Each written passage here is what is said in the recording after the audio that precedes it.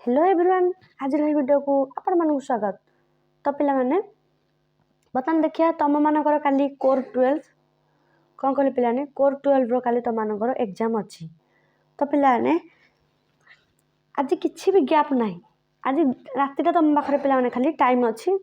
से तुम जी पिलाने पढ़ी पार। तो पिलानु टिप्स दौर पिलाने तुमने फास्ट कौन कर तुम यूनिट बाहर करके मैंने गाइड की बुक जहाँ थी तार यूनिट अनुसार प्रथम यूनिट बाहर कल।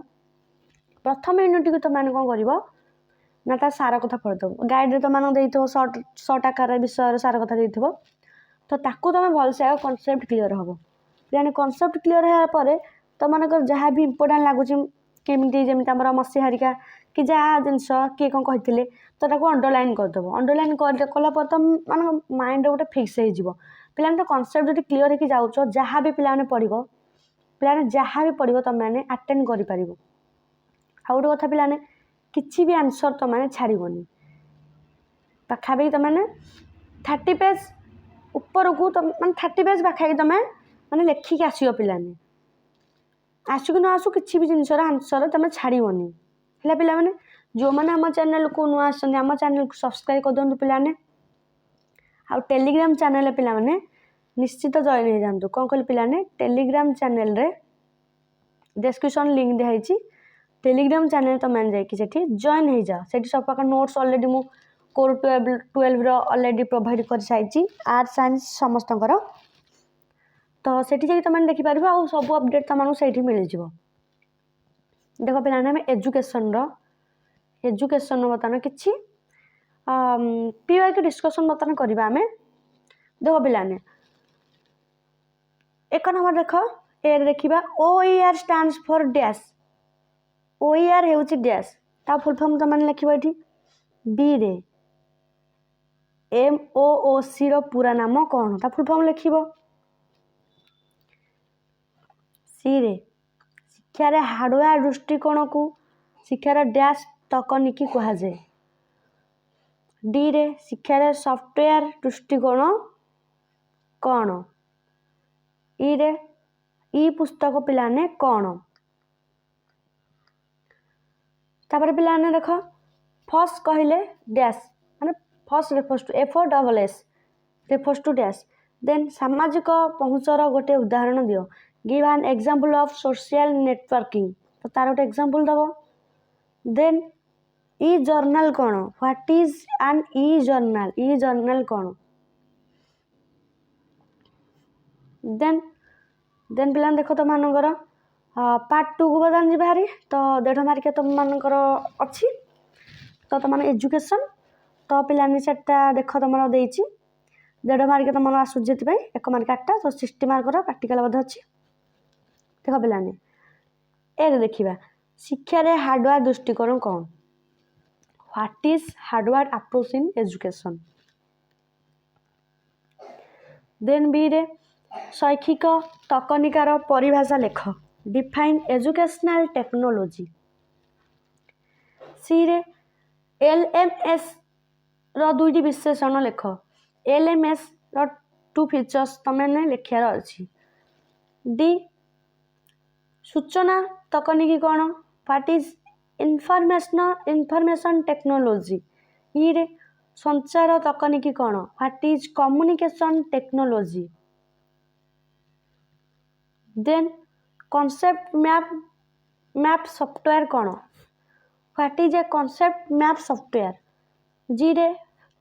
इनफ्लिवनेट कौन what is INFLIBNET. Then H रे प्रस्तुतिकरण प्रयोग कहले कौन बुझ what do mean by presentation application. How can you retrieve information सूचनार पुनः प्राप्ति किपरि करा जाए। शिक्षार ICT समन्वय कौन what is ICT integration in education. Then पिलाने आम पार्ट 3 पिलाने जानथिबो तुम सेमिस्टर रे PYQ केते इम्पोर्टाट तो से पिलाने PYQ तुम प्रैक्टिस करा जाउची माने डिस्कशन करा होची क्वेश्चन तो PYQ पिला निश्चित देखिकी जाओ 2021 22 23 ये 3टा निहाती देखिए 24 तो इम्पोर्टाट पिला नहीं किंतु 22 को 23 निहाती पिलाने देखिकी जाओ निहाती क्वेश्चन पिलाने रिपीट हम रिपीट हुए पिलाने आम मैंने एग्जाम देके आसी पिलाने आम जानूँ निहाती पिलाने तुम क्वेश्चन रिपीट हम सब ऑनर्स भी रिपीट हुए क्वेश्चन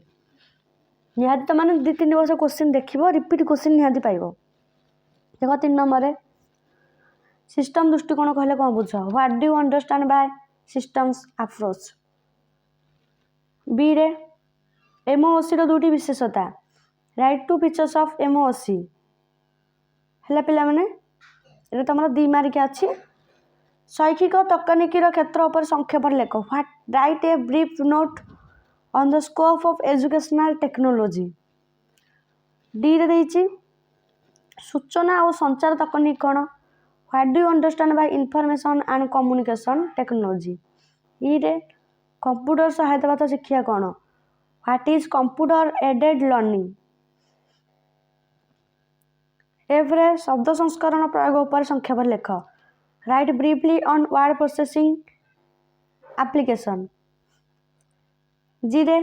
स्प्रेडशीट प्रयोग विषय संक्षेप लेख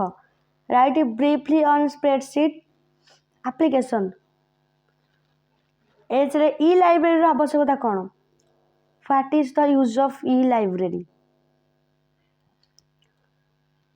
आई रे सर्च इंजिन कौन what is search engine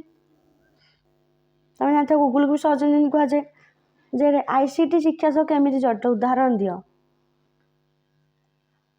then पिला तुम पार्ट आई भी को आसी जा बतानो देखो पार्ट आई केमती कौन देती क्वेश्चन पड़ता तुम 4 नंबर शैक्षिक तकनीकीर प्रकृति वर्णना कर describe the nature of educational technology किंबा explain the importance of educational technology for students and teachers शिक्षक और विद्यार्थियों शैक्षिक तकनीकीर महत्व आलोचना कर 5 नंबर देख कौन देती discuss the scope of ICT in education शिक्षार आईसीटी परिसर व्याख्या कर discuss the major challenges of integrating ICT in education शिक्षार आईसीटी समन्वय कर मुख्य समस्या गुड़िक आलोचना कर देन 6 नंबर मूल्यांकन विभिन्न उपकरण विषय आलोचना कर discuss about various tools of assessment describe the characteristic of digital story telling digital कहानीर विशेषता आलोचना कर 7 नंबर देख पिलाने कौन देती वेब 2.0 उपकरण महत्व आवश्यकता आलोचना कर discuss the use and importance of web 2.0 tools तावर देख पिलाने discuss the works of choosing appropriate sites and sharing information by learners विद्यार्थी द्वारा विभिन्न साइट खोजा सूचना बांटियार मार्ग गुड़िक आलोचना कर तो पिलाने एतिकी थिला तुम मानकर किसी क्वेश्चन बताना यहाँ 2022 पिलाने कौन कह पिलाने 2022 उत्कल यूनिवर्सिटी क्वेश्चन यहाँ जोड़ा कि भर पिलाने देख किसी क्वेश्चन तुम रिपीट निहाती हम 22 और 23 निहाती पिलाने देखी जाओ पीआई को